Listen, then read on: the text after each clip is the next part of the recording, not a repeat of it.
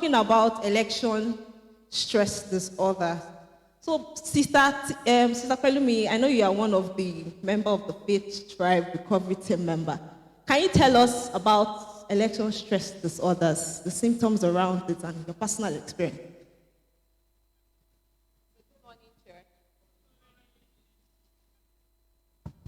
Good morning, church. So, when we talk about election stress disorder, it's been, but it gained prominence following the 2016 American elections. And we could call it anxiety associated with feelings of hopelessness, dread in the course of elections. It could be during, it could be before, during, and after, but it's heightened after elections. And especially when people's expectations are dashed as to who you expect to win, many people, there are polarized views flying around, and even if you don't want to follow up, you get news for free, you get updates on social media handles, etc., etc. So it's a term that has come to be, and people experience it. For me, we are still in the course of elections now. We just concluded presidential elections and the upcoming gubernatorial elections that was postponed till this coming Saturday. In my own case, I experienced palpitations, confrontations too. I remember after I cast my vote, I got a call from a relation asking me, who did you vote? And I was going to say, it's secret ballot after all. Am I supposed to disclose? Though someone would tell me that is at the point of voting. It is no longer secret after you voted. So I could not, I was boxed to a corner, so I just had to say this was who I voted. And then, how disappointed I am at you. How would you have voted this person after conversations that we had? That was one of it. And then it became a thing of let's watch out for who wins in the end.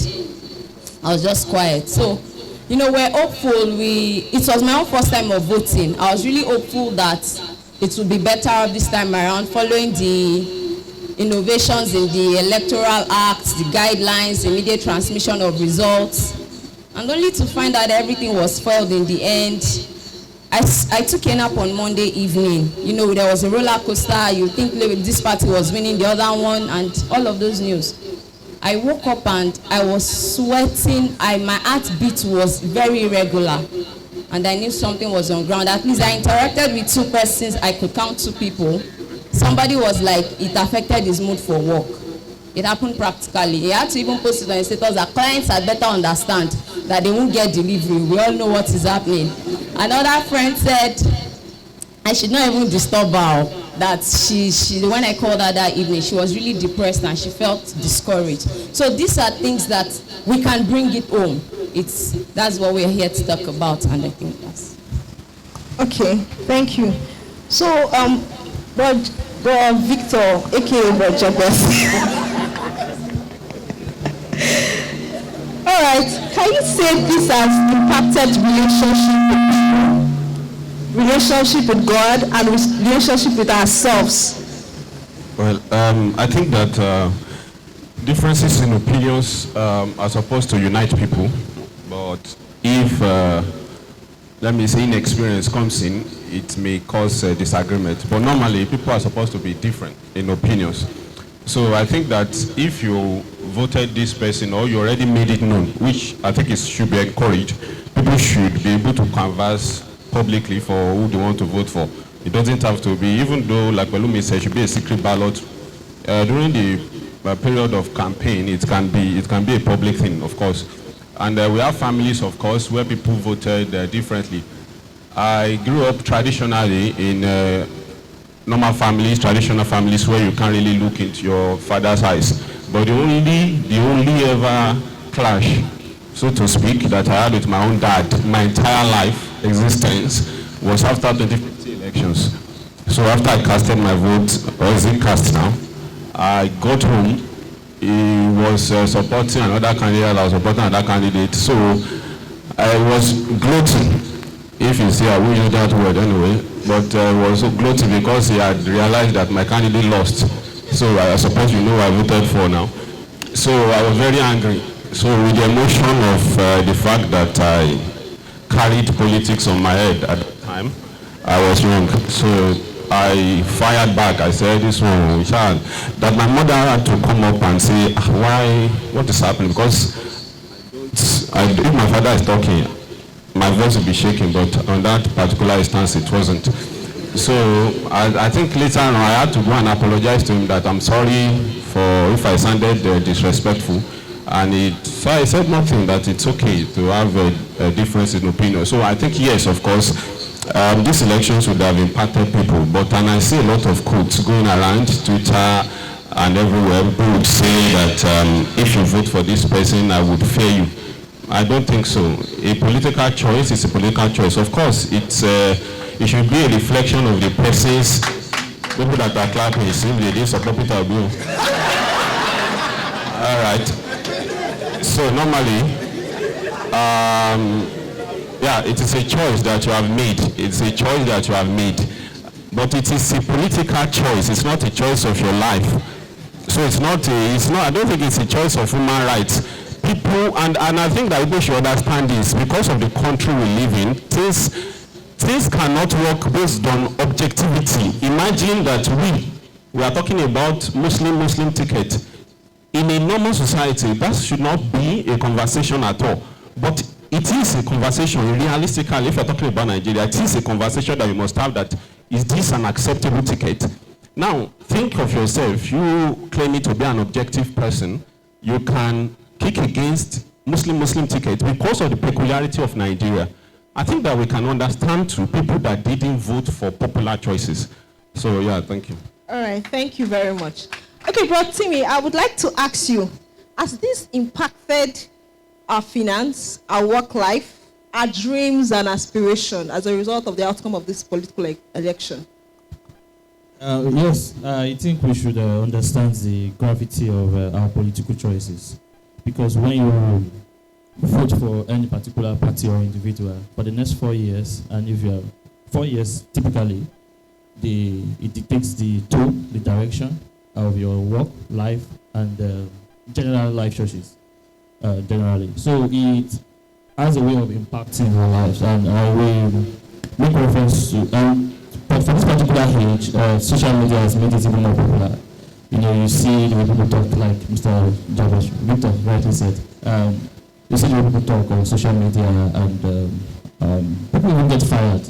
I think after the this particular election, the CEO of a particular organization fired one of his staff for supporting the unpopular candidates. And so it has a way of it has a way of influencing people's works and choices. But we can really observe ourselves from this negative effect by not being too emotionally involved. And I think we should also, as a country, generally speaking, we should also pat ourselves at the back for how far we've come in our, what is it called, election decision process. I don't know if people could go back as far back as 2011 to 7. Subsequent elections, even before now, it is more transparent, it is more open, and we could see it different years as a path forward. And I was discussing with someone earlier on that we are just 1 or 2 elections from getting our electoral process right. So we should be hopeful and not allow that to impact our lives and works negatively. All right, thank you very much. So, Bro Victor, with all this said, what has been your coping mechanism? Your coping mechanism.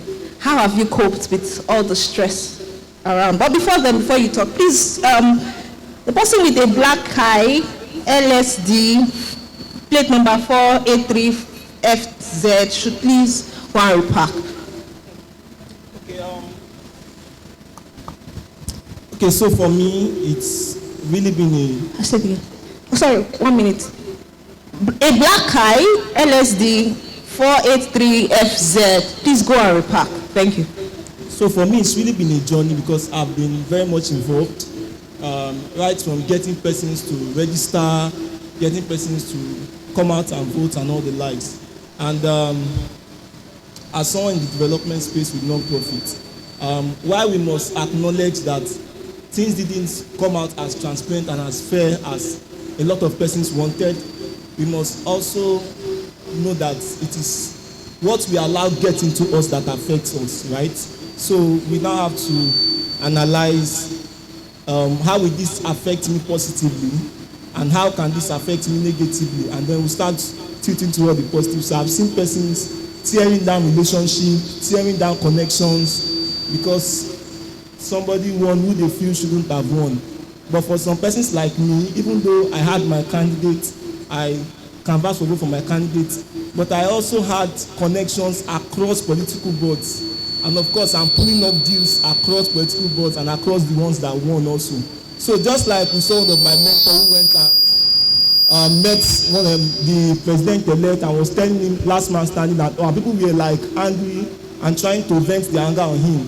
It is what we should start doing. Look at how best you can gain maximally from the next tenure and the next government, those in your contact, and then move on. Stop. Some parents are breaking down connections, saying this person is this person that. No. Look at the good side of people. Look at how your skills and talents can be maximally optimized in the next tenure. That's what I've been doing, and it's already planning out what I'll benefit from this government. Thank you so much, sir. Also. Thank you. So, Bro Timmy, do you want to add something to that? I think, well, I know we could cope with the effects of the stresses, trying to build ourselves up. What I mean by that is, obviously people are emotionally invested in the whole process. Stop watching anything related to political events, the news. Some of us who are on Twitter follow the trend. Stop following the trends. Take yourself out of the whole process. It has come to an end after this particular governorship election. Take yourself, regardless of the result, take yourself off it and try to repair your damaged relationship if you've damaged one. And subsequently, you should not, because of any political damaged relationships, invested years and time in building. So, thank you very much. Okay, so Sister Pelumi, to wrap up, can you tell us when an individual should see the Faith Recovery Center when they need care, when they would need a professional advice?